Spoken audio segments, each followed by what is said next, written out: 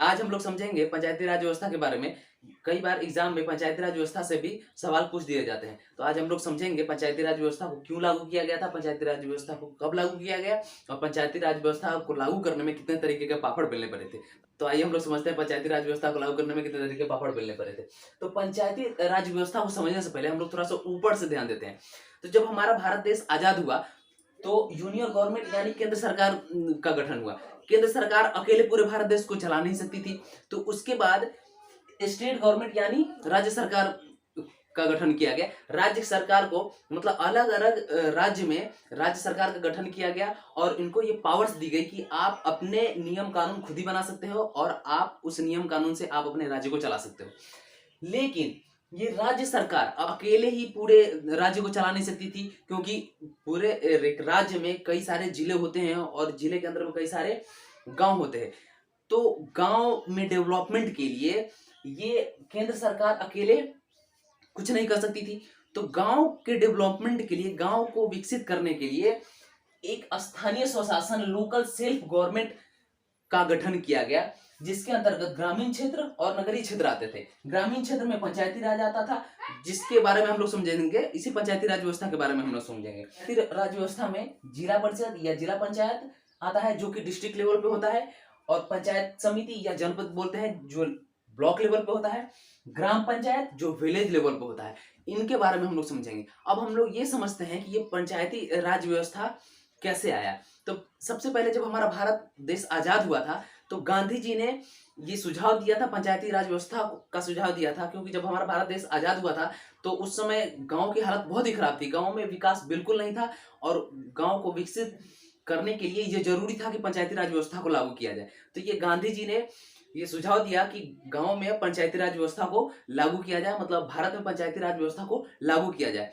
तो जब भारत आजाद हुआ तो संविधान सभा की बैठक हुई। संविधान सभा की बैठक में ये चर्चा किया गया कि भारत में पंचायती राज व्यवस्था को लाया जाए। तो भीमराव अंबेडकर जो कि संविधान सभा के सदस्य थे, उन्होंने पंचायती राज व्यवस्था से साफ मना कर दिया कि भारत में पंचायती राज व्यवस्था को नहीं लाया जाना चाहिए। अब क्यों नहीं लाया जाना चाहिए तो इसके बारे में हम लोग समझेंगे। तो भीमराव अंबेडकर का ये कहना था कि गांव में जो दबंग टाइप लोग होंगे और जो जमींदार होंगे वही इसका फायदा उठा पाएंगे, वही इसका लाभ उठा पाएंगे और गांव में कुछ खास विकास नहीं हो पाएगा। तो भीमराव अंबेडकर ने इसलिए साफ मना कर दिया। लेकिन गांधी जी का ये सुझाव था, तो गांधी जी हमारे देश के बापू थे और उनका भारत की स्वतंत्रता में, भारत की आजादी में बहुत बड़ा योगदान था। तो इनके बात को कैसे टाला जा सकता था। संविधान सभा में यह सुझाव दिया गया कि क्यों ना इसे डीपीएसपी में शामिल कर दिया गया। डीपीएसपी मतलब directive principle of state policy, कि जो स्टेट है वो चाहे तो ये पंचायती राज व्यवस्था लागू कर सकता है और नहीं चाहे तो नहीं लागू कर सकता है। तो इसे आर्टिकल 40 में ये शामिल कर दिया गया। अब इसके बाद देखिए, अब पापड़ बेलना स्टार्ट होता है। अब यहां से पापड़ का खेल शुरू होता है कि उसके बाद बलवंत राय मेहता समिति का गठन किया गया 1957 में।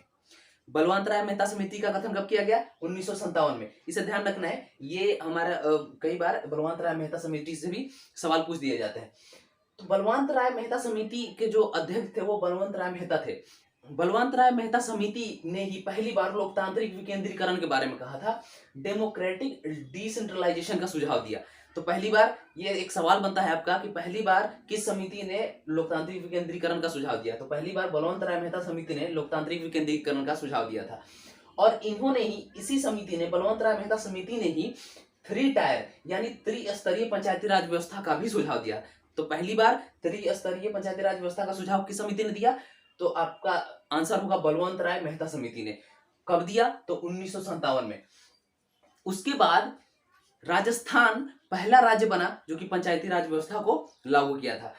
2 अक्टूबर 1959 में नागौर जिले के बगदरी गांव में पंचायती राज व्यवस्था को लागू किया राजस्थान, जो कि पहला राज्य बना। तो ये एक सवाल आपका बनता है कि पहला राज्य कौन था जो कि भारत में, पहला राज्य कौन था जो कि पंचायती राज व्यवस्था को लागू किया था? तो आंसर होगा हमारा राजस्थान। राजस्थान पहला राज्य था जो कि पंचायती राज व्यवस्था को लागू किया था। अब आती है, अब बात यहां तक खत्म नहीं हुई, पापड़ का खेल अभी चालू है।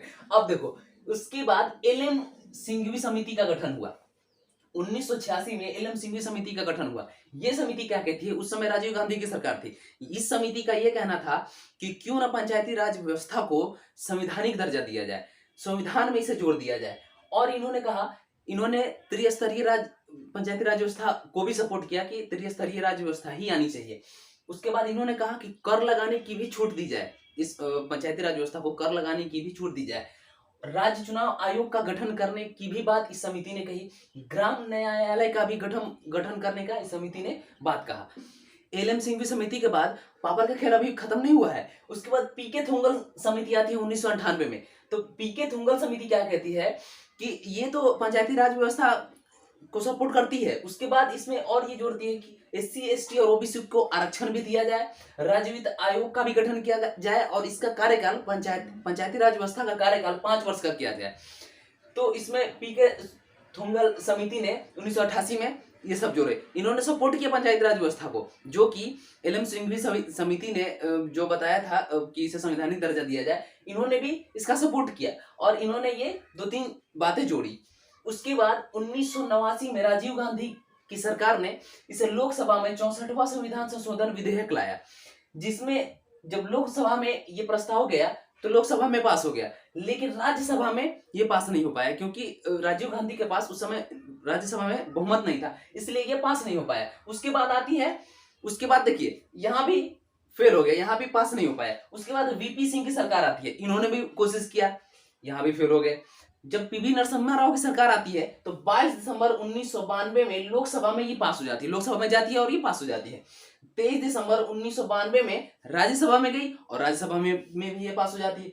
20 अप्रैल 1993 में राष्ट्रपति के पास जाता है और राष्ट्रपति इस पर सिग्नेचर कर देते हैं।